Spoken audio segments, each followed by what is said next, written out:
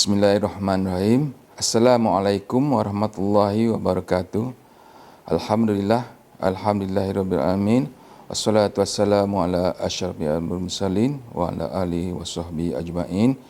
Rabbi shrah li sadri wa yassir li amri wahlul 'uqdatam min lisani yafqahu qawli.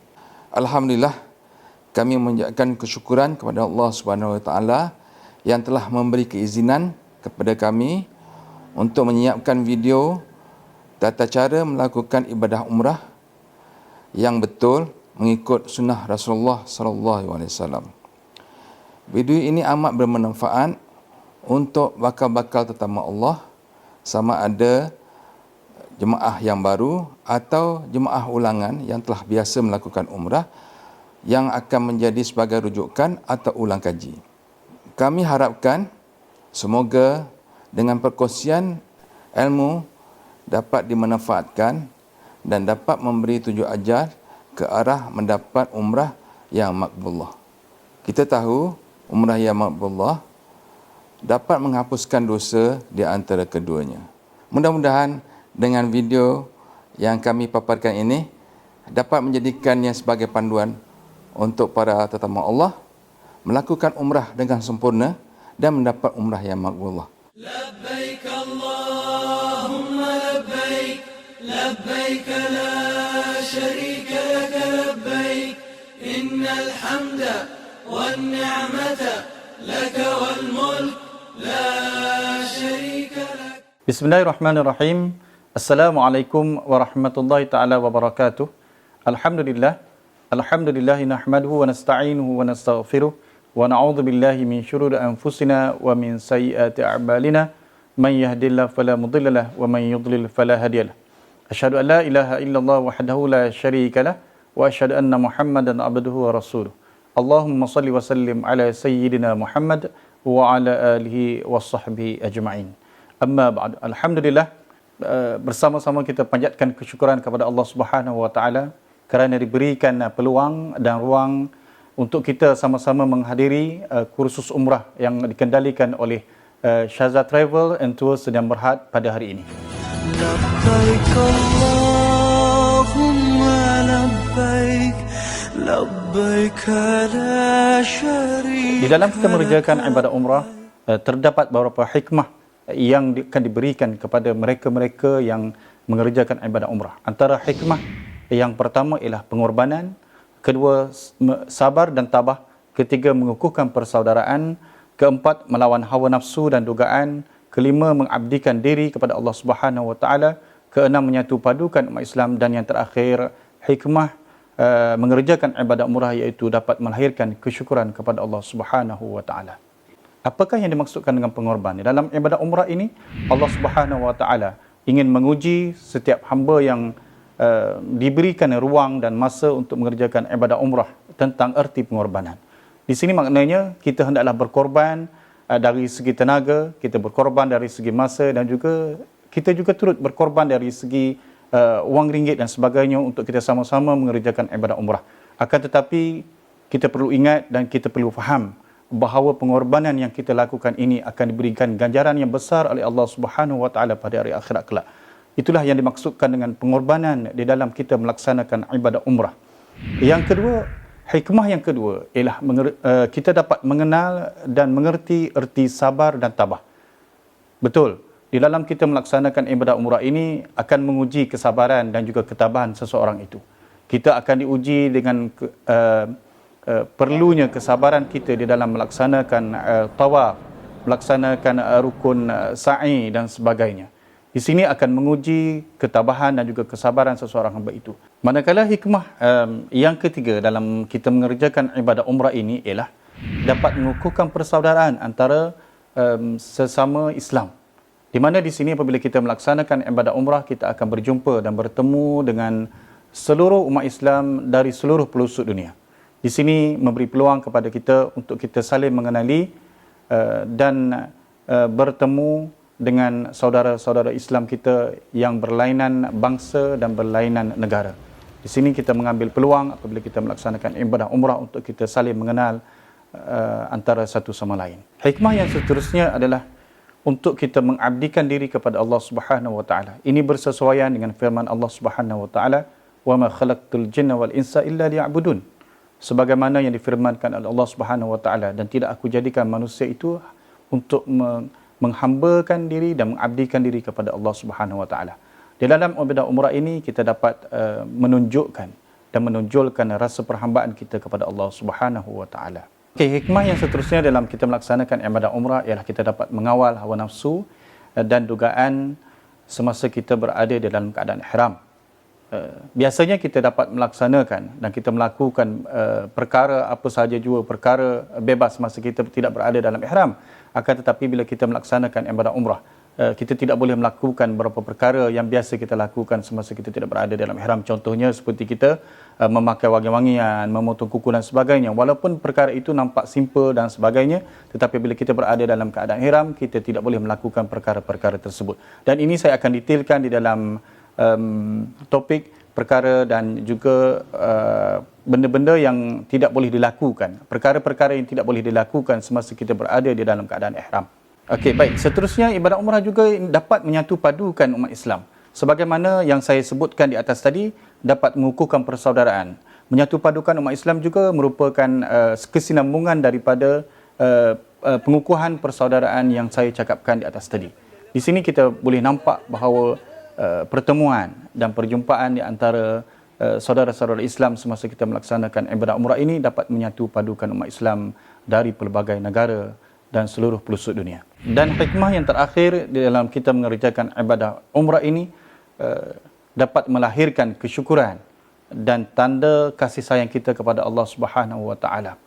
Kerana kita dapat mengerjakan ibadah umrah, di sini kita dapat melahirkan rasa syukur dan rasa taat kita pada masa yang sama kepada Allah Subhanahu wa taala, kerana dapat diajak oleh Allah Subhanahu wa taala mengerjakan ibadah umrah di tanah suci Mekah dan juga Madinah. Wahai Allah, kami datang memenuhi. Okey, seterusnya saya akan berkongsi dengan tuan-tuan dan puan-puan berkaitan dengan adab dan persediaan sebelum kita bermusafir. Terdapat beberapa adab dan persediaan sebelum kita melaksanakan musafir, sebelum kita melaksanakan ibadah umrah. Adab yang pertama, kita hendaklah bertaubat dari segala kesalahan dan dosa-dosa yang telah lalu. Yang kedua ialah menyelesaikan tuntutan zakat. Yang ketiga, hendaklah kita melunaskan hutang piutang dengan segera. Dan yang seterusnya ialah mengembalikan hak-hak orang lain yang dipinjam. Dan adab yang terakhir yang akan kita bincangkan pada hari ini ialah menyediakan perbelanjaan yang secukupnya untuk keperluan sendiri dan mereka yang ditinggalkan di tanah air. Okey, adab yang pertama yang akan saya kongsikan bersama tuan-tuan dan puan-puan pada hari ini ialah berkaitan dengan taubat.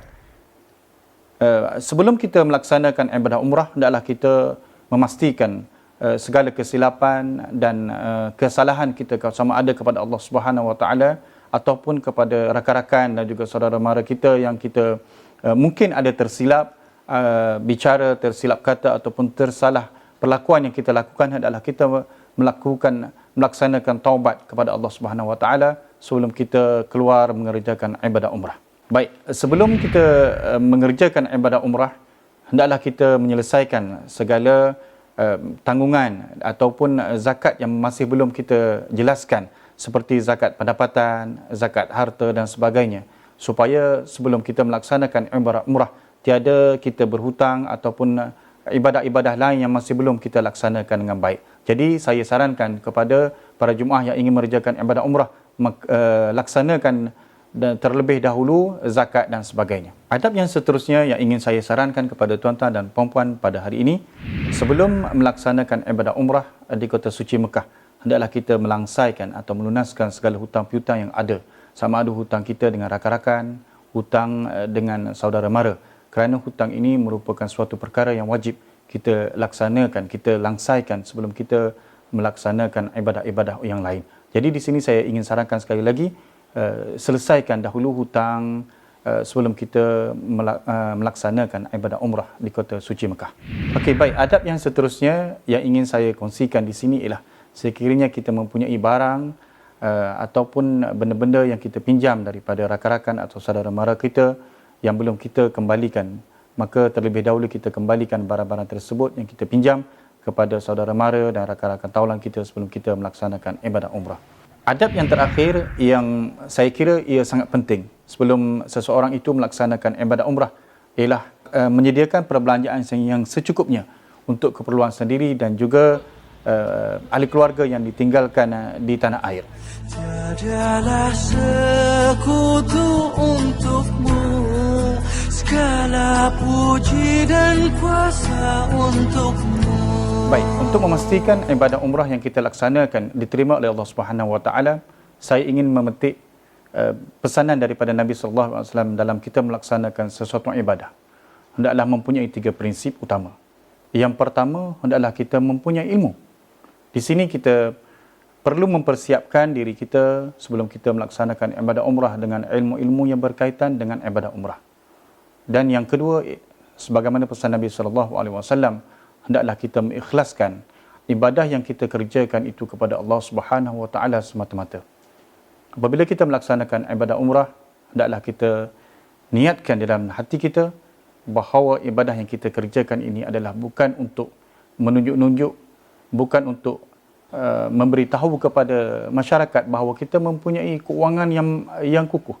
Bahkan ibadah umrah yang kita laksanakan ini adalah untuk kita mengabdikan diri kepada Allah Subhanahu Wa Taala. Justru setiap perkara yang berkaitan dengan ibadah umrah hendaklah kita teliti, hendaklah kita fahami supaya kita dapat melaksanakan ibadah umrah dengan sebaik mungkin dan ibadah umrah yang kita kerjakan itu akan diterima oleh Allah Subhanahu Wa Taala insya-Allah. Kami meraba tanpa cahaya, kami yang lupa hina dan papa. Pengertian umrah. Ramai mereka yang melaksanakan ibadah umrah ini sudah semestinya memahami dan mengetahui apakah yang dimaksudkan dengan umrah.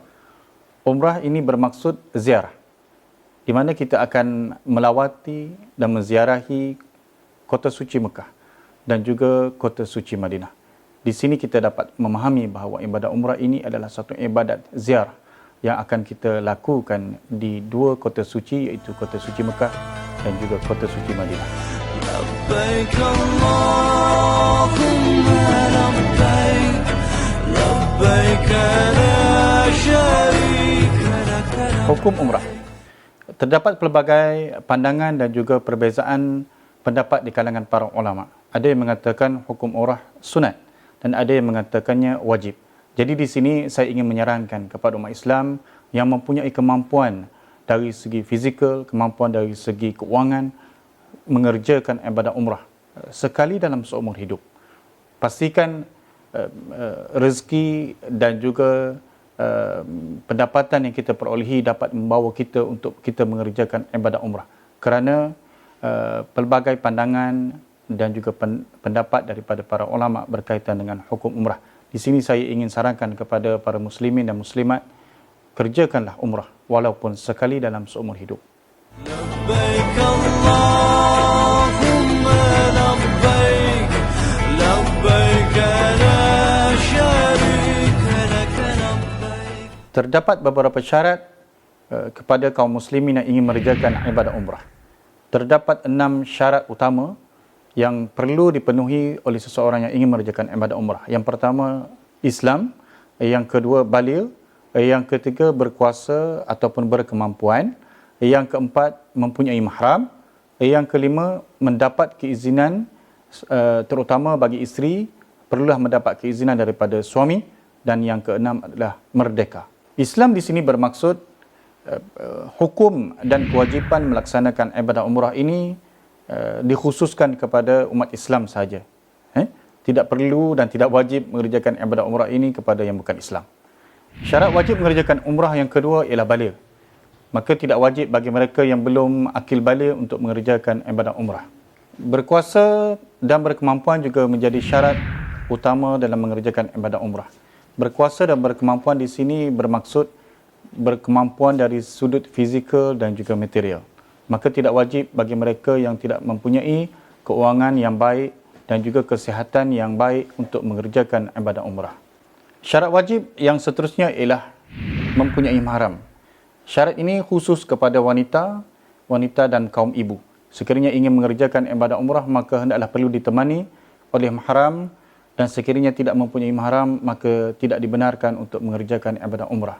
Syarat yang seterusnya, saya ingin fokuskan kepada kaum wanita yang telah berkahwin. Bagi seorang isteri yang ingin mengerjakan ibadah umrah, hendaklah mendapat keizinan dan restu daripada pihak suami terlebih dahulu. Sekiranya tidak mendapat keizinan, maka tidak wajib untuk kaum ibu ataupun isteri mengerjakan ibadah umrah. Manakala syarat wajib yang terakhir untuk melaksanakan ibadah umrah adalah seorang yang merdeka, yakni bebas, bukan seorang hamba ataupun dikawal oleh seseorang yang lain. Manakala sekiranya mereka ini golongan hamba, maka tidak wajib untuk melaksanakan ibadah umrah. Bagi mereka yang tidak mempunyai kemampuan dari sudut fizikal, boleh menggantikan ibadah umrah ini dengan badal umrah. Badal umrah bermaksud seseorang yang menggantikan atau melantik pihak lain untuk melaksanakan ibadah umrah bagi dirinya. Bagi individu yang ingin melaksanakan badal umrah kepada pihak yang lain, maka hendaklah beliau memenuhi beberapa syarat. Antaranya ialah telah menunaikan untuk dirinya sendiri. Yang kedua adalah untuk seorang sahaja pada satu kali melaksanakan ibadah umrah. Dan yang ketiga hendaklah mesti juga memenuhi syarat berihram di miqat yang telah ditetapkan. لبيك اللهم لبيك لبيك لا شريك لك لبيك. Seterusnya saya akan jelaskan kepada tuan-tuan dan puan-puan bagaimana kaifiat melaksanakan ibadah umrah. Sebelum kita berniat ihram di miqat, sekali lagi saya ingin ingatkan kepada para jemaah supaya melaksanakan perkara-perkara sunat sebelum kita melaksanakan ibadah umrah. Yang pertama ialah kita mandi sunat ihram. Sama ada kita berada di hotel ataupun kita boleh mandi di miqat. Bagi mereka yang ada kesempatan dan ada ruang masa yang mencukupi, bolehlah mandi sunat ihram di hotel ataupun di miqat. Akan tetapi saya anjurkan kepada tuan-tuan dan puan-puan mandi siap-siap mandi sunat ihram semasa berada di hotel. Perkara yang perlu dititik beratkan di dalam mengerjakan ibadah umrah ialah memakai pakaian ihram. Bagi lelaki, kain ihram ialah 2 helai kain yang tidak berjahit. Manakala bagi kaum ibu ataupun bagi wanita muslimah, maka mereka lebih senang dan lebih ringan dalam melaksanakan ibadah umrah, iaitu memakai pakaian yang bersih dan tidak nipis sehingga menampakkan susuk tubuh dan sebagainya. Antara perkara yang perlu dilakukan oleh para jemaah yang ingin melaksanakan ibadah umrah ialah solat sunat ihram. Solat sunat ihram boleh dikerjakan semasa berada di hotel ataupun semasa tuan-tuan dan puan-puan berada di miqat. Solat sunat ihram merupakan perkara yang dituntut sebelum kita melaksanakan ibadah umrah. Solat sunat ihram dikerjakan 2 rakaat di hotel ataupun di miqat. Seterusnya, para jemaah juga perlu mengambil berat perkara-perkara yang dilarang semasa mengerjakan ibadah umrah supaya ibadah umrah yang dikerjakan dapat dilaksanakan dengan sempurna. Seterusnya, apabila kita telah melaksanakan perkara-perkara yang saya sebutkan tadi, maka kita juga disunatkan sepanjang perjalanan kita daripada miqat menuju ke Masjidil Haram untuk kita sama-sama bertalbiyah. Bagi kaum lelaki, saya nasihatkan dan saya ingatkan supaya sentiasa memperbanyakkan talbiyah. Manakala kaum ibu juga boleh bertalbiyah, tetapi jangan menguatkan suara atau meninggikan suara semasa bertalbiyah. Seterusnya iaitu tawaf. Tawaf ini kita akan laksanakan semasa kita berada di dataran Kaabah. Tawaf ini kita akan laksanakan sebanyak 7 pusingan mengelilingi Kaabah. Dan perkara yang seterusnya iaitu sa'i. Sa'i hendaklah kita kerjakan di antara Safa dan juga Marwah sebanyak 7 pusingan. Apabila kita melaksanakan ibadah umrah ini, perkara terakhir yang perlu kita selesaikan iaitu bertahallul ataupun bercukur. Bagi kaum lelaki hanya memotong sedikit rambut, begitu juga dengan kaum perempuan. Akan tetapi kaum perempuan saya nasihatkan supaya berhati-hati kerana rambut bagi kaum perempuan adalah merupakan aurat. Jadi semasa tuan-tuan dan puan-puan memotong rambut, perlulah menjaga supaya aurat ini tidak dedah kepada yang bukan mahram. Dan perkara terakhir yang perlu kita laksanakan dan selesaikan dalam kita mengerjakan ibadah umrah iaitu tertib. Tertib bermaksud segala perbuatan dan juga amalan yang kita lakukan mengikut susunan yang betul supaya ibadah umrah kita akan diterima oleh Allah Subhanahu.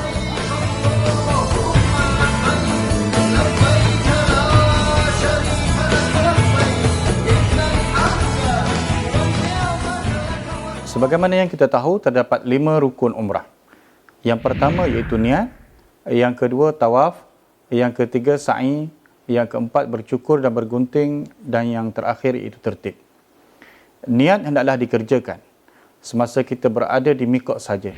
Kita tidak boleh berniat semasa kita tidak berada di miqat. Seperti kita berniat semasa berada di hotel, itu tidak diterima. Niat semasa kita berada di hotel tidak akan diterima kerana niat ini dikhususkan semasa kita berada di miqat sahaja. Saya akan jelaskan di sini berkaitan dengan rukun umrah yang kedua iaitu tawaf. Tawaf hendaklah kita laksanakan sebanyak 7 pusingan mengelilingi Kaabah secara berturut-turut ataupun berhenti. Bagi mereka yang ingin qada hajat ataupun rehat sekejap dibolehkan, akan tetapi perlulah mengingat pusingan berapa yang mereka berhenti. Kemudian menyambung pusingan tersebut. Rukun umrah yang seterusnya iaitu sa'i. Sa'i ini dikerjakan di sepanjang Bukit Safa dan Marwah. Juga 7 pusingan secara berturut-turut. Seterusnya bagi mereka yang telah selesai mengerjakan ibadah sa'i bolehlah bercukur ataupun bergunting. Terdapat pelbagai perbezaan pandangan tentang bercukur ataupun bergunting. Kerana sahabat pada satu masa bertanya kepada Rasulullah SAW tentang kaifiat bertahallul, maka Nabi menyarankan kepada para sahabat supaya bercukur. Bercukur di sini maksudnya memotong keseluruhan rambut yang berada di kepala untuk mendapatkan fadilat bertahallul selepas mengerjakan ibadah umrah. Akan tetapi sekiranya seseorang itu ingin bergunting saja juga dibolehkan. Dan rukun umrah yang terakhir iaitu tertib. Tertib bermaksud mengikut susunan yang betul di dalam mengerjakan ibadah umrah. Sekiranya seseorang itu tidak mengikut tertib yang betul, maka ibadah umrah yang dikerjakan itu terbatal.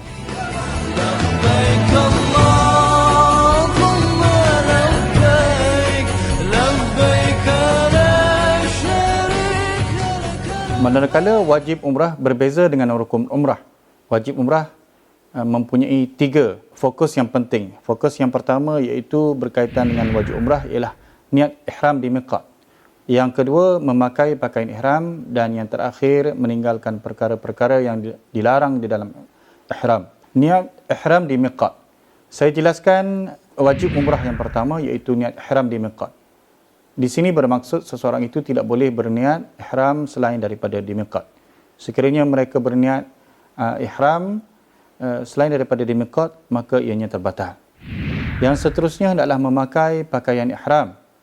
Pakaian ihram hendaklah dipakai dengan sempurna, iaitu tidak memakai pakaian yang berjahit bagi kaum lelaki, dan bagi kaum perempuan tidak memakai pakaian yang nipis dan boleh menampakkan bentuk tubuh badan. Seterusnya bagi memastikan ibadah umrah kita diterima oleh Allah Subhanahu wa taala, hendaklah kita meninggalkan perkara-perkara yang dilarang di dalam ihram. Sekiranya ketiga-tiga syarat wajib ini dipenuhi, insya-Allah ibadah umrah yang kita kerjakan merupakan ibadah umrah yang terbaik yang akan diberikan ganjaran oleh Allah Subhanahu wa taala, insya-Allah.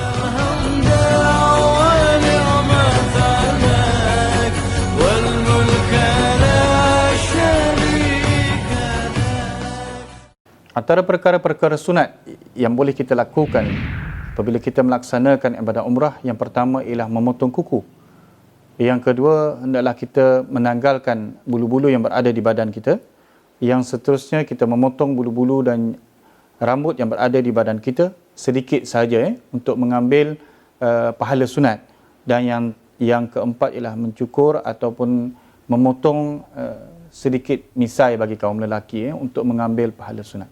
Perkara-perkara ini boleh dilakukan oleh tuan-tuan dan puan-puan semasa berada di hotel sebelum keluar menuju ke miqat. Seterusnya, perkara-perkara sunat melaksanakan ibadah umrah juga ialah mandi sunat ihram. Mandi sunat ihram ini saya galakkan kepada tuan-tuan dan puan-puan supaya mandi di hotel terlebih dahulu. Walaupun antara perkara sunat yang dilakukan oleh Nabi sallallahu alaihi wasallam ialah mandi semasa berada di miqat, akan tetapi kerana kekangan masa dan juga kesesuaian tempat, maka saya sarankan kepada tuan-tuan dan puan-puan untuk mandi sunat ihram semasa berada di hotel. Antara perkara sunat yang boleh kita lakukan semasa kita mengerjakan ibadah umrah ialah kita memakai pakaian ihram yang berwarna putih. Bukan tidak boleh kita memakai pakaian ihram yang berwarna selain daripada putih, tetapi digalakkan, dianjurkan oleh Islam supaya kita memakai pakaian ihram yang berwarna putih. Bukan untuk wanita, ini khusus untuk lelaki. Maka manakala bagi kaum muslimat, bolehlah memakai pakaian ihram apa jua color yang hendak dipakai oleh tuan-tuan dan puan-puan. Ia tidak menjadi satu kesalahan. Selepas kita memakai pakaian ihram, maka sunat untuk kita mengerjakan solat sunat ihram 2 rakaat, mengambil fadilat dan juga sunnah yang dikerjakan oleh Nabi SAW apabila Nabi sampai di miqat, maka Nabi akan mengerjakan solat sunat ihram 2 rakaat sebelum menuju ke kota Mekah untuk mengerjakan ibadah umrah. Bagi seseorang yang ingin mandi sunat, maka saya anjurkan di sini antara niat untuk kita mandi sunat ihram iaitu nawaitu usla sunnatul ihram lillahi ta'ala. Maksudnya, sahaja aku mandi sunat ihram kerana Allah Ta'ala. Apabila kita melaksanakan mandi sunat ini, maka kita mengambil sunnah daripada Nabi SAW. InsyaAllah akan diberikan ganjaran oleh Allah Subhanahu Wa Taala atas segala yang kita lakukan. Bagi yang ingin menunaikan solat sunat ihram, terdapat niat yang khusus untuk kita melaksanakan solat sunat ihram, iaitu usalli sunnatul ihram raka'ataini lillahi ta'ala. Sahaja aku solat sunat ihram 2 rakaat kerana Allah Ta'ala. Pada rakaat pertama, bolehlah kita membaca suratul Fatihah dan suratul Al-Kafirun, manakala di rakaat yang kedua Al-Fatihah dan surah Al-Ikhlas. Sebaik selesai saja kita mengerjakan solat sunat ihram, maka bolehlah para jemaah untuk berniat ihram semasa berada di miqat. Niat umrah yang boleh kita amalkan iaitu nawaitul umrah wa haramtu biha lillahi ta'ala. Sahaja aku mengerjakan umrah dan berihram dengannya kerana Allah Ta'ala. Niat umrah ini begitu mudah dan simple untuk kita hafal dan kita baca semasa kita melaksanakan ibadah umrah. Sebaik sahaja seseorang itu berniat melaksanakan ibadah umrah, seperti biasa saya sarankan supaya tuan-tuan dan puan-puan berniat umrah. Niat umrah bersyarat. Niat umrah bersyarat kerana kita apabila tuan-tuan dan puan-puan niat umrah bersyarat, sekiranya berlaku apa-apa halangan, apa-apa kemudaratan sebelum tuan-tuan dan puan-puan selesai melaksanakan ibadah umrah, maka tuan-tuan dan puan-puan tidak perlu membayar dam. Akan tetapi sekiranya tuan-tuan dan puan-puan tidak berniat niat bersyarat apabila selesai berniat ihram, sekiranya berlaku halangan ataupun kemudaratan sebelum tuan-tuan dan puan-puan selesai mengerjakan ibadah umrah, maka perlulah tuan-tuan dan puan-puan membayar dam sebagai tanda ganti kepada ibadah umrah yang tuan-tuan dan puan-puan tidak dapat laksanakan dengan sempurna.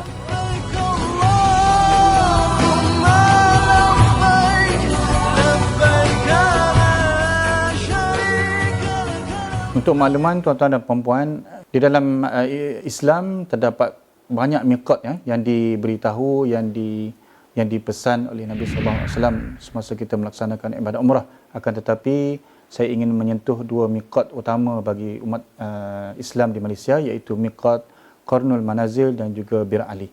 Kerana kedua-dua miqat ini yang biasa digunakan oleh para jemaah daripada Malaysia. Miqat bagi para jemaah dari Malaysia, sekiranya tuan-tuan dan puan-puan terus daripada Malaysia menuju ke kota suci Mekah, maka miqat bagi para jemaah ialah Qarnul Manazil. Miqat Qarnul Manazil akan kita lalui semasa kita berada di dalam kapal terbang. Maka sebelum kita melintasi ataupun melepasi miqat Qarnul Manazil, maka hendaklah tuan-tuan dan puan-puan memasang niat ataupun memakai pakaian ihram.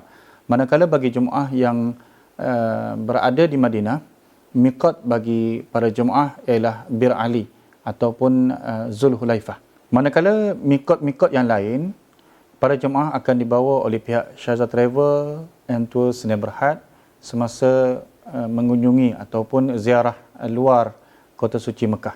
Antaranya ialah miqat Hudaibiyah, miqat Ja'ranah, dan bagi miqat yang paling dekat dan dengan kota suci Mekah iaitu Tanaim. Tanaim ini bukan miqat ya.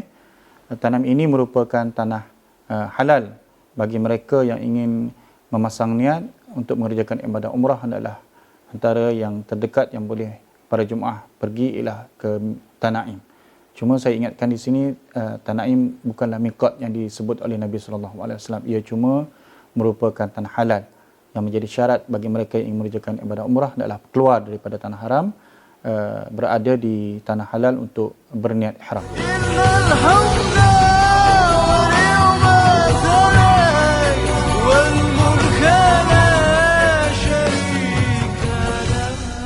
Antara perkara-perkara penting yang perlu diingat dan difahami oleh para jemaah sebelum melaksanakan ibadah umrah iaitu larangan-larangan semasa mengerjakan ibadah umrah.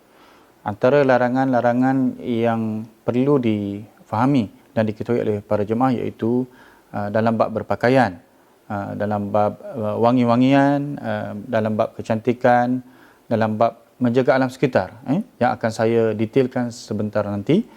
Dan yang terakhir ialah larangan berkait dengan hubungan bagi mereka yang pergi mengerjakan ibadah umrah secara berpasangan antara suami dan isteri. Baik, terdapat beberapa halangan dan larangan dalam bab berpakaian. Antaranya hendaklah seseorang itu dilarang ataupun tidak boleh memakai, bagi wanita, memakai sarung tangan dan juga menutup muka dan hanya menampakkan mata sahaja. Ini dilarang semasa kita mengerjakan ibadah umrah. Manakala bagi lelaki tidak boleh memakai pakaian yang berjahit, tidak boleh menutup kepala dan juga tidak boleh memakai jenis pakaian yang bercantum. Perkara-perkara yang dilarang yang seterusnya semasa mengerjakan ibadah umrah ialah bagi lelaki tidak boleh memakai kasut yang menutup keseluruhan kaki. Jadi hendaklah bagi mereka yang ingin mengerjakan ibadah umrah memakai slipper saja yang digalakkan supaya kita mengambil sunnah yang dilakukan oleh Rasulullah sallallahu alaihi wasallam. Seterusnya perkara yang dilarang dalam mengerjakan ibadah umrah ialah memotong kuku, memotong bulu rambut dan sebagainya. Ini sama sekali tidak boleh dilakukan oleh mereka yang mengerjakan ibadah umrah. Seterusnya, kita juga tidak boleh memakai wangi-wangian semasa kita berada di dalam ihram. Akan tetapi ingin saya ingatkan sekali lagi, memakai wangi-wangian sebelum kita berihram adalah perkara yang sangat dituntut. Jadi di sini saya ingin pesan kepada para jemaah supaya memakai wangi-wangian sebelum kita berniat ihram, kerana ia merupakan sunnah Rasulullah sallallahu alaihi wasallam. Perkara yang seterusnya ialah memakai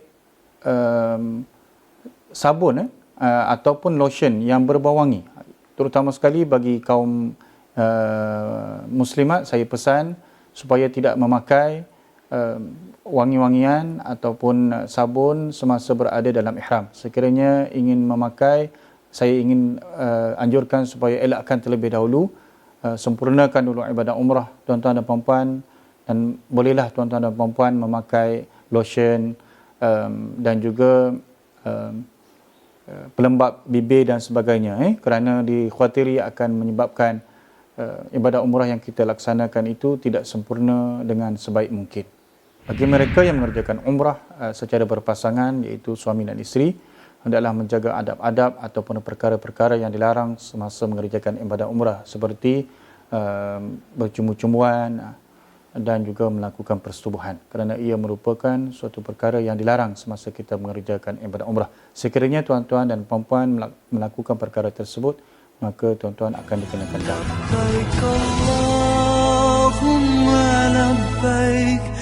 لبيك لا شريك لك Antara perkara yang dituntut semasa kita mengerjakan ibadah umrah sepanjang perjalanan kita daripada miqat ataupun tempat kita berniat menuju ke kota Mekah dan menuju ke Kaabah adalah kita bertalbiyah. Perbanyakkan talbiyah. Kerana talbiyah ini merupakan amalan yang sangat dituntut semasa kita mengerjakan ibadah umrah.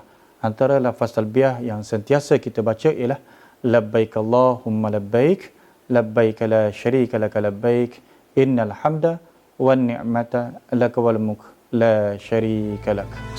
Wahai Allah, kami datang memenuhi panggilan. Saya juga ingin mengingatkan kepada para jemaah sebelum kita melangkah masuk ke kawasan Masjidil Haram, maka disunatkan kepada kita untuk membaca doa terlebih dahulu. Antara doa yang dianjurkan oleh para sahabat iaitu adalah kita membaca doa Allahumma salli ala Muhammad wa sallim, Allahumma ftahli abwaab rahmatik. Tiadalah sekutu untukmu, segala puji dan kuasa untukmu. Apabila tuan-tuan dan puan-puan masuk ke Masjidil Haram, sudah pasti akan ingin melihat Kaabah yang begitu dirindui oleh setiap kaum muslimin. Akan tetapi ada adab yang kita perlu jaga apabila kita melihat Kaabah. Kita disunatkan untuk membaca doa apabila kita melihat Kaabah. Antara doa yang dianjurkan untuk kita baca ialah Allahumma antas salam wa minkas salam wa hayyina rabbana bis salam.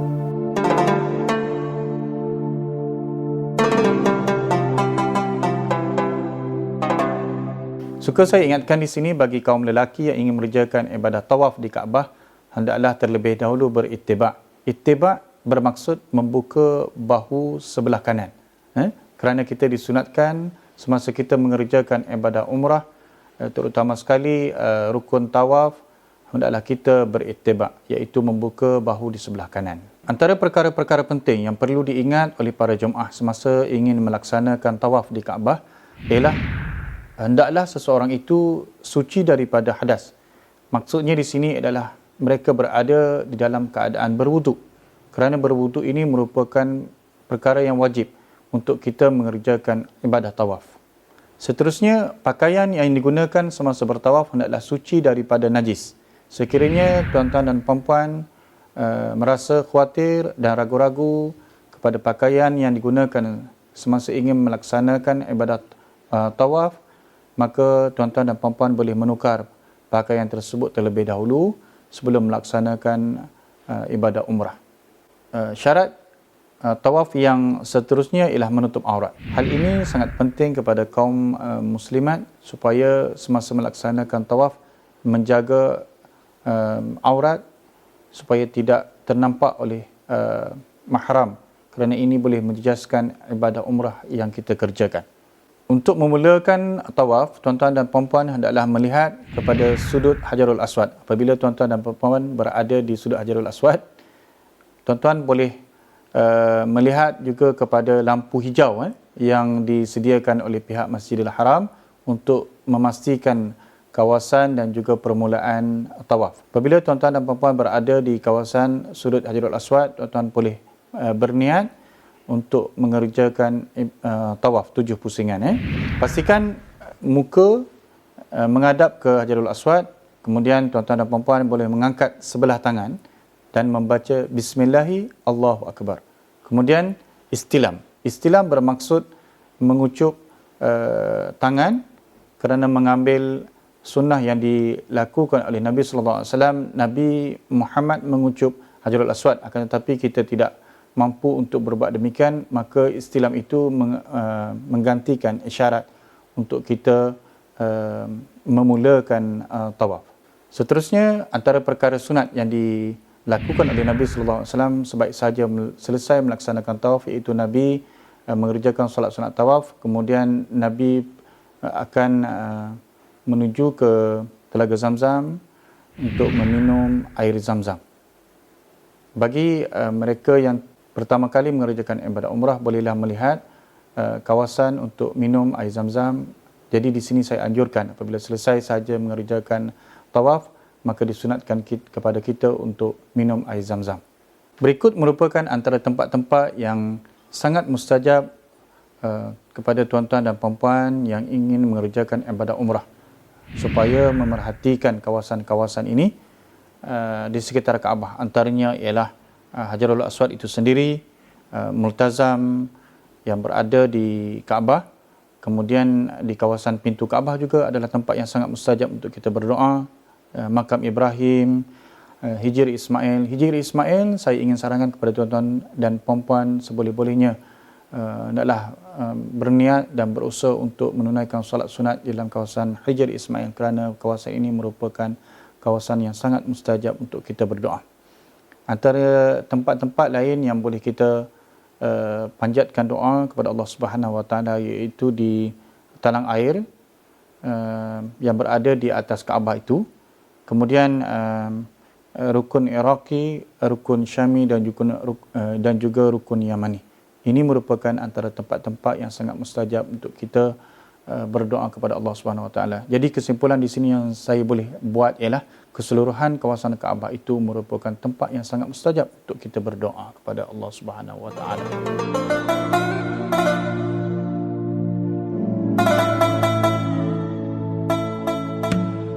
Antara niat tawaf yang boleh tuan-tuan dan puan-puan amalkan, yang ingin saya sarankan di sini ialah Allahumma inni uridu atwafa baitikal haram sab'ata ashwa tawaful umrah fayassirhu li wa taqabbalhu minni lillahi ta'ala. Maknanya, tuan-tuan dan puan-puan sekiranya sukar untuk membaca niat tawaf di dalam bahasa Arab, maka tuan-tuan boleh membaca dalam bahasa Melayu yang bermaksud, ya Allah, sesungguhnya aku ingin mengerjakan tawaf mengelilingi Kaabah sebanyak 7 keliling, maka permudahkanlah bagiku dan terimalah ibadahku. Semasa mengerjakan ibadah tawaf, apabila tuan-tuan melihat rukun Yamani, maka disunatkan tuan-tuan dan puan-puan untuk membaca doa yang sangat mustajab, dianjurkan oleh Nabi SAW untuk kita membacanya apabila kita berada di antara rukun Yamani dan Hajarul Aswad. Antara doa tersebut ialah Rabbana atina fid dunya hasanah wa fil akhirati hasanah wa qina adzabannar wa adkhilhul jannah ma'al abrar ya aziz ya ghafar ya rabbal alamin.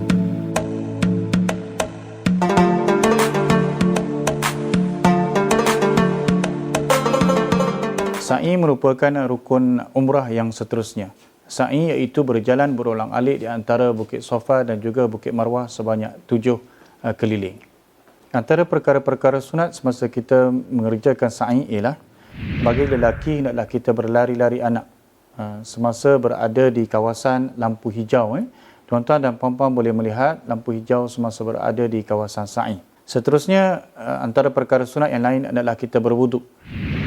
Walaupun sa'i tidak wajib kita berwuduk, tetapi sekiranya kita berwuduk semasa melaksanakan sa'i, maka kita mendapat pahala sunat.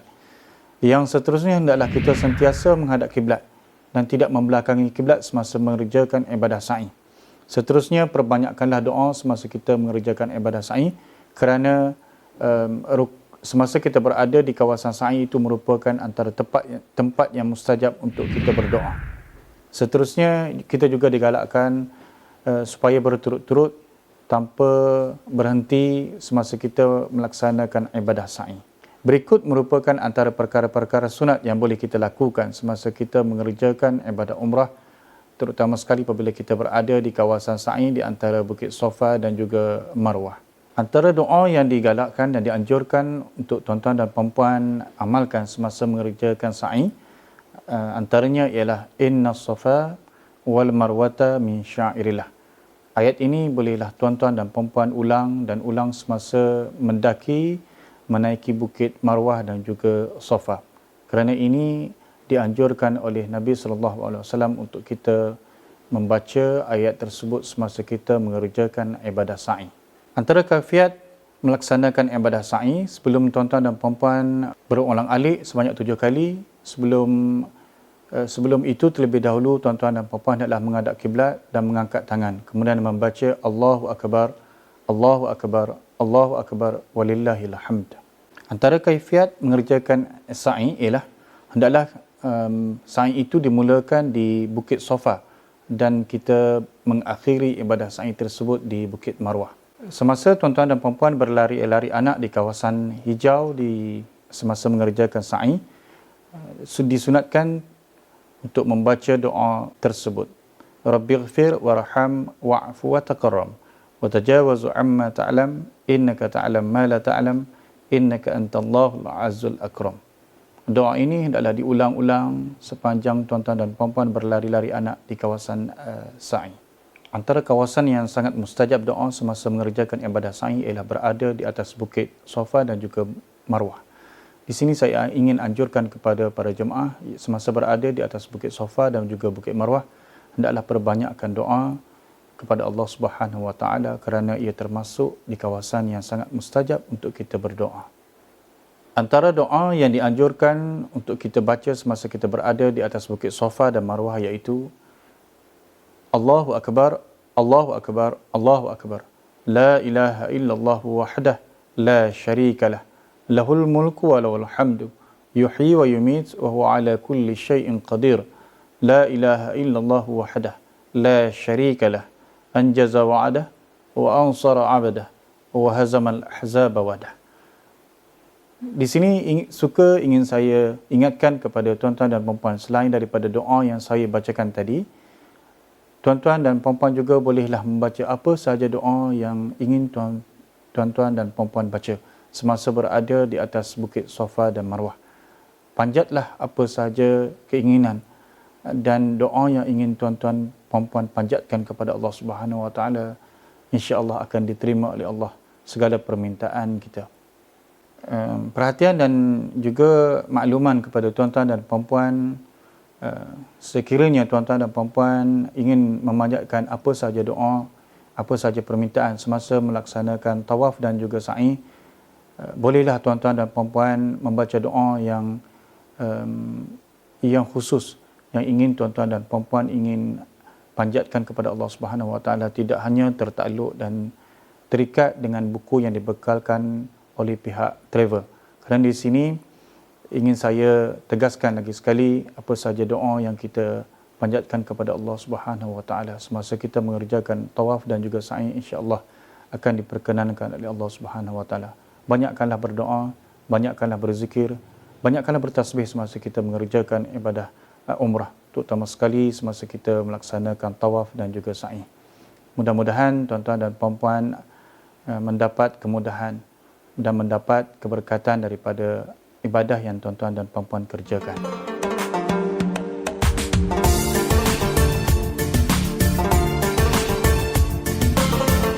Rukun umrah yang terakhir yang ingin saya kongsikan dengan tuan-tuan dan puan-puan pada hari ini iaitu bercukur ataupun bergunting. Kedua-dua ini boleh dilaksanakan oleh tuan-tuan dan puan-puan mengikut kesesuaian masing-masing. Sekiranya tuan-tuan dan puan-puan ingin bergunting, maka bolehlah bergunting untuk bertahalul. Tetapi bagi mereka yang ingin bercukur, bolehlah bercukur untuk mengambil fadilat yang dilaksanakan oleh Nabi SAW apabila kita ingin bertahalul. Di antara bercukur dan bergunting, mungkin tuan-tuan dan puan-puan ada persoalan yang manakah lebih afdal untuk kita laksanakan semasa bertahalul. Di sini saya ingin tegaskan berdasarkan hadis Nabi SAW, apabila Nabi ditanya oleh para sahabat, bagaimanakah ingin melaksanakan tahalul? Nabi menjawab sebanyak 2 kali supaya para sahabat bercukur sepenuhnya. Dan kali yang ketiga barulah Nabi menjawab bergunting. Jadi di sini saya ingin tegaskan bahawa kedua-duanya mempunyai fadilat yang tersendiri dalam kita melaksanakan tahalul. Okey, tahalul di sini bermaksud bercukur ataupun bergunting. Mungkin tuan-tuan dan puan-puan timbul persoalan sebanyak mana rambut yang ingin digunting ataupun dicukur. Di sini saya ingin ingatkan sekurang-kurangnya tuan-tuan dan puan-puan memotong sebanyak 3 helai rambut untuk memenuhi syarat bertahalul. Alhamdulillah, setelah selesai tuan-tuan dan puan-puan bertahalul, maka selesailah, sempurnalah ibadat umrah yang tuan-tuan dan puan-puan kerjakan. InsyaAllah segala amalan dan ibadah yang dilakukan akan diterima oleh Allah Subhanahu wa taala sebagai ganjaran yang akan dihitung pada hari akhirat kelak.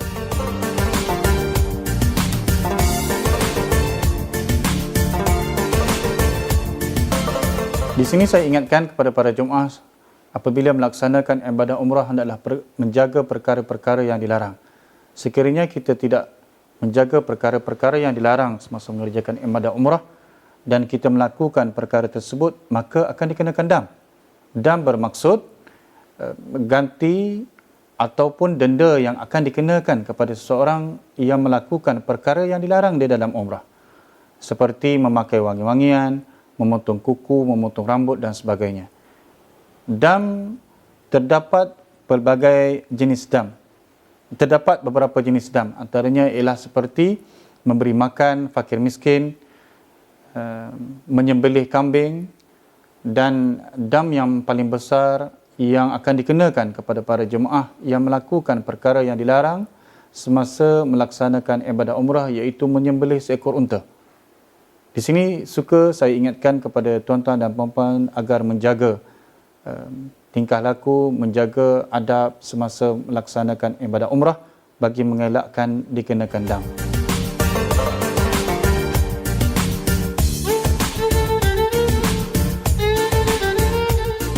Perkara terakhir yang perlu dilakukan oleh para jemaah yang mengerjakan ibadah umrah ialah tawaf wada'. Tawaf wada' hendaklah dikerjakan apabila seseorang itu ingin kembali ke tanah air dan ingin meninggalkan kota suci Mekah. Para ulama menganjurkan agar mengerjakan tawaf wada' ini apabila ingin meninggalkan kota Mekah. Dan semasa mengerjakan tawaf wada', hendaklah tuan-tuan dan puan-puan berdoa dan memanjatkan doa kepada Allah Subhanahu wa taala agar akan dijemput kembali untuk mengerjakan ibadah umrah di tanah suci kota Mekah. Terdapat perbezaan pandangan dan juga pendapat dari kalangan ulama tentang hukum mengerjakan tawaf wada'. Ada yang mengatakan wajib dan ada yang mengatakan sekadar sunat mengerjakan ibadah tawaf wada' semasa mengerjakan ibadah umrah. Akan tetapi di sini ingin saya anjurkan kepada para jemaah yang mengerjakan ibadah umrah agar melaksanakan tawaf wada' sebelum meninggalkan kota Mekah. Bagi para jemaah yang ingin mengerjakan tawaf wada', hendaklah berniat khusus melaksanakan tawaf wada'. Sahaja aku menunaikan tawaf wada' kerana Allah Ta'ala. Bagi mengerjakan tawaf wada', para jemaah tidak perlu memakai kain ihram. Cukup sekadar memakai pakaian yang biasa. Tawaf wada' juga sama seperti kita mengerjakan tawaf yang lain, iaitu sebanyak 7 pusingan. Tiada perbezaan di antara mengerjakan tawaf wada' dengan tawaf umrah yang lain, iaitu tawaf wada' juga dikerjakan sebanyak 7 pusingan seperti mana kita melaksanakan tawaf umrah. Suka saya ingatkan kepada kaum wanita yang berada dalam keadaan haid ataupun jemaah yang uzur, yang tidak ada kemampuan dari segi fizikal, sama ada sakit, demam semasa mengerjakan ibadah umrah, maka tidaklah wajib ataupun perlu bagi golongan ini untuk melaksanakan tawaf wada'. Bagi jemaah wanita yang mengerjakan ibadah umrah dan didatangi haid, mereka tidak perlu melaksanakan ibadah umrah. Di sini mereka perlu menunggu sehingga bersih daripada haid, barulah boleh mengerjakan ibadah umrah. Alhamdulillah, mudah-mudahan dengan perkongsian yang saya sampaikan tadi memberi manfaat dan pengajaran kepada tuan-tuan yang ingin melaksanakan ibadah umrah. Dan saya berharap dan mendoakan agar para jemaah yang ingin melaksanakan ibadah umrah memperolehi ibadah yang mabrur. Ibadah umrah yang mabrur dan diberkati dan diredai oleh Allah Subhanahu wa taala. Dan segala ibadah yang kita laksanakan nanti akan diterima dan diberikan ganjaran oleh Allah Subhanahu wa taala di hari akhirat. Sekian, wabillahi taufiq wal hidayah. Wassalamualaikum warahmatullahi taala wabarakatuh. Ya Rabbi qad ghafilna wa kulluna tama'un fi 'afwin wa fi karamin wa fi